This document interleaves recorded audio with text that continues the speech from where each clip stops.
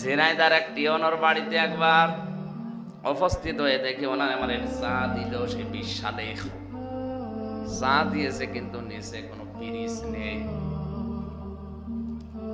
আমি হেসে ফেলেছি। আমার হাসি দেখে এই জ্ঞানী মানুষ তো বুঝে ফেলেছে, বলছো হুজুর আপনি কেন হাসেন? আমি বুঝেছি, চা দিয়েছি শুধু কাপে, কাপের নিচে পিরিচ নেই। সকালবেলা আমার ওই ছোট বাচ্চাটা পিরিচটা ভেঙে ফেলেছে, পিরিচ যে কিনবো সে টাকা আমার হাতে এখন আর নেই। অথচ আজ গতকালকে আমি একটা সই করলে 10 লাখ টাকা পেয়ে যেতাম।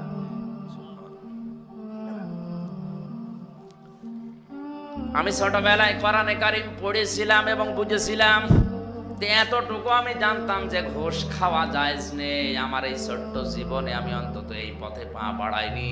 আল্লাহ এই কারণেই মনে আমার পরিবারটা এখনো শান্ত রেখেছেন। পরিবার আসলে শান্ত। যারা অবৈধভাবে ইনকাম বন্ধ করে দেয়, আল্লাহর দিকে তাকিয়ে কষ্ট তাদের হবে, কিন্তু অজানা একটা শান্তি আল্লাহ তাদের মনের ভেতরে পরিবারে তৈরি করে দেবে। কারণ আমরা জানি শান্তি এটা আল্লাহর নাম। সালাম কার নাম? আপনি টাকার উপরে শুয়ে থাকলেও শান্তি পাবেন না, অথচ দেখা যাচ্ছে অনেক মানুষ গাছতলায় বসে শুয়ে এমন ঘুমাচ্ছে, সিটাক্সিন খেয়ে কষি আম খেয়ে ওই ঘুম আসে না। শান্তি দেওয়ার একচ্ছত্র মালিকানা আল্লাহর। তার বিধানের বাইরে গেলে আল্লাহ শান্তি নষ্ট করে দেয়। চর্ম চোখে হয়তো দেখা যায় খুব আরামে আছে, লোকটা 5 গাড়ি নিয়ে আসতেছে, কিন্তু ওর ভেতরও বিষ। আপনার চাইতে আমি কম দামি গাড়িতে উঠি নাই। আকিস গ্রুপ আমার যে গাড়ি দিয়েছিল, কত দামি গাড়ি আপনারা দেখেছেন। বাস্তবতা কোরআনে কারীমের বাইরে আপনি, আমি এবং আপনাদেরকে আহ্বান জানাচ্ছি, যাওয়া যাবে না। যত কঠিন পরিস্থিতি আসুক না কেন, শয়তান যত ধোকায় ফেলুক না কেন, না। কারণ এখনই চোখ বন্ধ করে দিলে অবৈধগুলো আমার কবরের শাস্তির কারণ হয়ে দাঁড়াবে।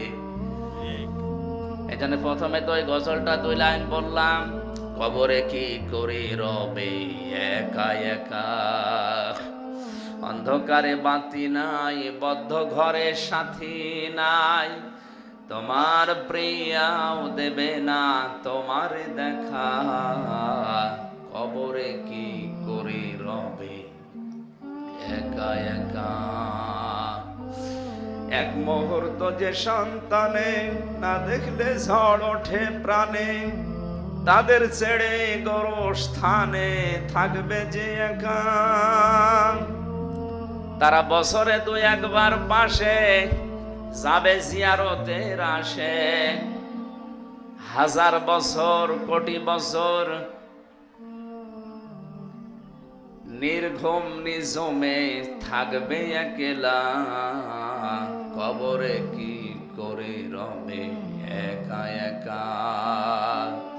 হয়তো যাদের জন্য বিশাল সম্পদের পাহাড় আমি অবৈধ বৈধ সব মিলিয়ে তৈরি করে গেলাম, বছরে তারা 1-2 2 ঈদে হয়তো কবরের পাশে একটু দাঁড়িয়ে সূরা ফাতিহা ইখলাস পড়ে চলে আসবে। এরপরে তাদের মনেও থাকবে না, মনে থাকলেও তারা সময় বের করতে পারবে না। আমার পেছনে আমার বাবার চাইতে আমার দাদা শ্রম অনেক বেশি দিয়েছে। 3 বছর আমি জেলখানায় ছিলাম। আমি জেলে থাকা অবস্থায় আমার দাদা মারা গিয়েছিল, আমি জানতাম না। 7 দিন পরে কারারক্ষী এসে বাড়ি থেকে খবর পেয়েছিল, বলছে আপনার দাদা মারা গেছে। 3 বছর পরে বের হয়ে শুধু ওই যে বের হওয়ার পরের দিন 5-7 মিনিটের জন্য দাদার কবরের পাশে দাঁড়িয়ে দোয়া করেছি, এই শেষ। এর ভেতরে যে প্রায় 28-29 দিন হয়ে গেল, সময়ও পাই না, ও কথা মনেও থাকে না। বাস্তবই এটা। টিওনো সাহেবকে বললাম, আপনি এই অবস্থা করলেন, গতকালকে একটা সই করে দিলে যদি 10 লাখ টাকা পেতেন, এরকম কাপ পিরিচ তো আপনি 1000 কিনতে পারতেন।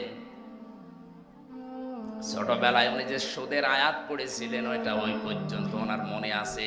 যে ঘুষের আয়াত পড়েছিলেন, ওই পর্যন্ত ওনার মনে আছে।